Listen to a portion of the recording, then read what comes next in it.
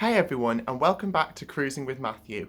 Today we're going to talk about P&O Cruises Azura, which I was lucky enough to go on for a 2-week Mediterranean cruise between June and July this year. Now, I really enjoyed Azura, so I thought it'd be quite useful to do a little ship tour of her for people who are either looking to book on her or for people who have booked on her and want to see what she's like. So I really hope that you enjoy this video.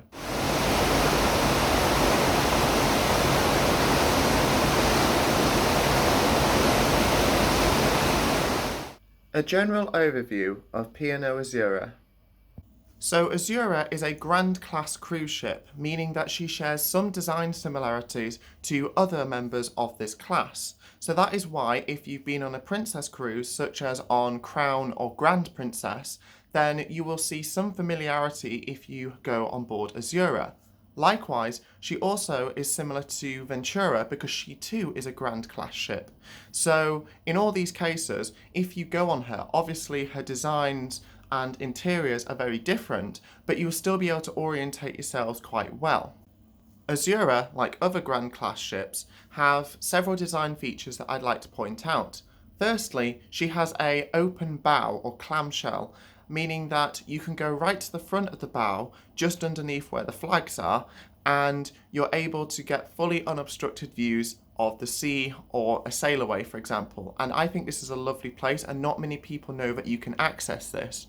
And if you go on Azura or any other ship similar to her, I'd recommend that you try and seek this place out, because it tends to be quite quiet and you get some fantastic views. Additionally, there is the stern, which is a slightly unflattering flat end, which means that you're able to get a large number of aft balconies. And I personally would recommend going in one of these if you have the chance, because you get fantastic wake views, and being able to sit out on your balcony reading your book with just the noise of the sea in your ears is fantastic, and I would thoroughly recommend it to anyone. As well as this, like all P&O Cruises ships, there is a large Union Jack flag which is plastered along the bow, which means that wherever you are in port, they will certainly know that you're from the United Kingdom, and you can be sure that this is your ship. The ATRIUM on board P&O Azura. When you first board Azura, the very first public area which you will encounter will be the atrium. Now this really gives a bit of a wow factor moment when you board her, because the atrium, in my opinion, utilises a lot of reflective surfaces and mood lighting almost, which means that when you walk in, you feel like the atrium is almost bigger than it actually is, and it's dominated by a sweeping staircase which runs off at two sides, and also two panoramic glass lifts. And it really acts as the heart of the ship and hosts a series of key events such as the Captain's Gala Party when you go from Southampton or the Caribbean on the first sea day. Azura's atrium also has a large dance floor, which means it is well utilised in the evenings when bands will play and people have the opportunity to dance if they so wish. It is also well utilised during Strictly cruises, and I really like this area because when people are having a nice dance and people are all watching and having a good time, it really gives a nice welcoming atmosphere, especially when you're walking through to dinner. So I think this is a really nice design feature of Azura. Pools and open decks on board Azura. Now there are 4 main pools as well as a splash pool near the kids club on board Azura. The first one being a adults only Oasis pool which exists at the very front of the ship, literally just below the mast. Now because of its proximity to the retreat, which is a pay extra area which offers comfier sunbeds and refreshments, people may think that you're not actually able to access it without paying for it. However, this isn't the case, and it is just an adults only pool which is free for anyone to use. Therefore, I think it's really useful to know, especially during the school holidays, where you may want to have a swim without children in the pool, or if it's a really sunny day in the Mediterranean, for example, because lots of people are going to be wanting to use the pools, and because the Oasis pool is quite a bit further forward than any of the other main pools, this tends to be quieter than the other ones, so I'd recommend seeking this one out when you're on board her. So moving further backwards from the Oasis pool, there is the Coral pool. Now this has a series of whirlpools and also has a great pizza area as well as the opportunity to buy extra cost ice creams as well. And this really is the main pool on the ship in terms of where you'll be if there's a sail away party or a tropical deck party like we had in Barcelona. The pool is also quite deep as well. Azura also has the Aqua Pool, which has a large size pool as well as a series of whirlpool hot tubs as well. But the most unique feature on board Azura compared to other members of the P&O fleet is the fact that she has a C-screen, which will show a series of films which tend to be quite up to date during the day and in the evenings. An additional benefit of this pool is the fact that you have much more comfortable sunbeds because they're padded for people to watch the films. And there is also the option to have blankets in the evening so you don't get too cold when you're watching the film. So I think that's quite a nice touch by P&O. It is important to note, however, that if you're wanting a relaxing, quiet sunbathe, this pool probably isn't the place for you when the films are playing because the C-screen is quite loud. However, I think it's quite a nice, unique feature, and I did watch Mary Poppins Returns on one sea day when we're going around the Mediterranean, so I do recommend that you go there when you're on Azura. Moving right to the back of the ship, there is the terrace pool. Now this probably is my favourite pool on the ship. Although it is fairly small compared to the other ones, it is quite deep, but it has brilliant wake views over the side of the ship and is a very popular place to sunbathe as well. I'd also recommend this area that after you go for breakfast, for example, you can sit out around here, which means that you can get brilliant wake views when you're having your breakfast, lunch, or afternoon tea. And I think that's a really nice place on Azura. However, there aren't that many sunbeds in this area, so it is something to consider when you're choosing where to go for your sunbathing days. Azura has ample amount of deck space for people on board because I always felt like even though we were full to capacity and we were on the Mediterranean cruise, so everyone wanted to be outside, there were never any issues trying to get a sunbed. And again, you may have to just have a look around and not go to your favourite spot that everyone else tends to go to. But I really think that Azura does really well on having enough open deck space for everyone to enjoy. She also features a promenade, which I really like because that was something that I felt that ships like Britannia sorely missed. But it is important to note, however, that it is not a fully wraparound promenade and ends at the very front of the ship. And if you want to go to the hidden bow, or the clamshell bow as it's referred to, then you have to go up a deck and you have to walk through a series of cabins to get there. And it does tend to be closed on windy sea days due to safety reasons, but it is somewhere that I'd recommend visiting. Places to eat on board P&O Azura. In terms of inclusive dining options on board Azura, there is the Venezia and Verona buffet restaurants. These offer breakfast, lunch, afternoon tea, dinner, and even late evening snacks. The dinner tends to be a different theme each day, so you might have British style, Indian style, Chinese style, and is really good for people who don't want a formal sit-down meal or who don't fancy dressing up for formal nights, although I would recommend that you do this at least once because I think it's a really nice feature of cruising. Alternatively, there are the main dining rooms, which will serve breakfast, lunch, afternoon tea and dinner in a more formal setting where the food is served to you by waiters.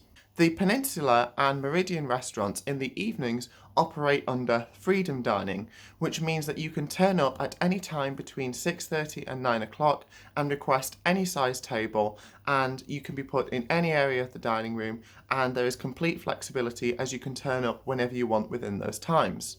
Alternatively, there is the Oriental restaurant, and this operates under club dining, meaning that you choose between first and second sitting, and then you arrive for your dinner at either 6:30 or 8:30 respectively. Alternatively, there are a variety of extra cost dining options available on board Azura. One such example is the Epicurean, which offers a more intimate dining experience and table service, so you will have things like meats being carved right by the side of your table, or crêpes Suzette being made as well. And it really makes a bit of a spectacle about the food and it makes it a really special dining experience. It is the most expensive option in terms of extra cost dining, but from the reviews I've heard, I think it is well worth doing if you're wanting to celebrate a special occasion or if you're really wanting to see what Azura has to offer. There is also Sindhu, which is an Indian restaurant designed by Atul Kochhar, who creates a menu which fuses both British and Indian flavours together and has proved really popular on board Azura, so would be certainly one not to miss if you really like your Indian food. There is also the option to go to the beach house, which is a part of the buffet restaurants, which converts in an evening to offer an alternative dining experience. Now, these offer really lively and fun menus where you have the opportunity to cook your own steaks on heated lava rocks, or you can have these huge kebabs which offer either seafood or meat kebabs. And in all, it seems like it's a really fun menu. So if that's something that you would really like to try, I would thoroughly recommend it. Entertainment options on board Azura. There is the Playhouse Theatre, which offers West End style shows performed by the immensely talented Headliners Theatre Company. I would thoroughly recommend that anyone who goes on Azura should at least try and see the theatre at least once or twice, because the calibre of performers on board these ships are so high and they are such talented individuals. It is also really well designed for the size of Azura, because I never found anyone struggling to find seats even when it was a really popular show, such as Astonishing. The Malabar is probably the most interestingly designed venue on the ship and really stands out from anywhere else on Azura. In the evenings, you have performers playing, so you tend to have bands, which is really well received, or you may have a few tribute acts. Alternatively, in the daytime, you can have some lecturers talking, or you can even have films being shown if you don't want to go to the C screen. I'd also recommend you visiting the Malabar when the headliners' vocalists are doing their own cabaret set, because this is where they perform their own songs that they've chosen, and it's a really nice experience because you can really see how talented they are, but also how much they get on with each other as a team, so I'd really recommend that. There is also Brodie's, which is the fanciest British-style pub you will ever come across, and has flat-screen TV, so it's really useful for big sporting events, and also tends to hold quite a lot of quizzes, so it's quite a popular venue. It's also situated directly next to the casino as well. Azura's late-night venue is known as Manhattan, and during the daytime it tends to be used for things like choir rehearsals or lecturers.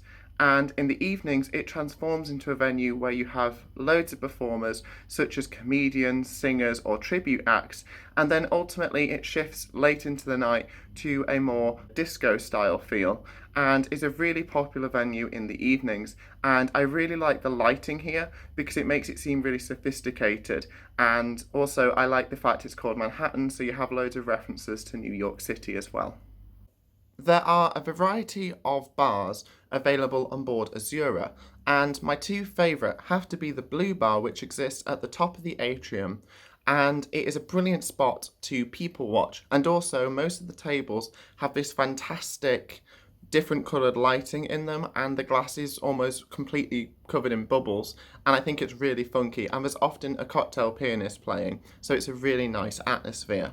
Alternatively, there is the Planet Bar, which exists right at the top of the ship at the very back, so you get these fantastic wake views, but interestingly, it hangs over the sides, so you can see all the way down the side of the ship, and I think it's a really magical place to be. And there's often a musical duo playing in the evenings, and it's a really sophisticated, nice atmosphere, and I think it's just a brilliant place to be.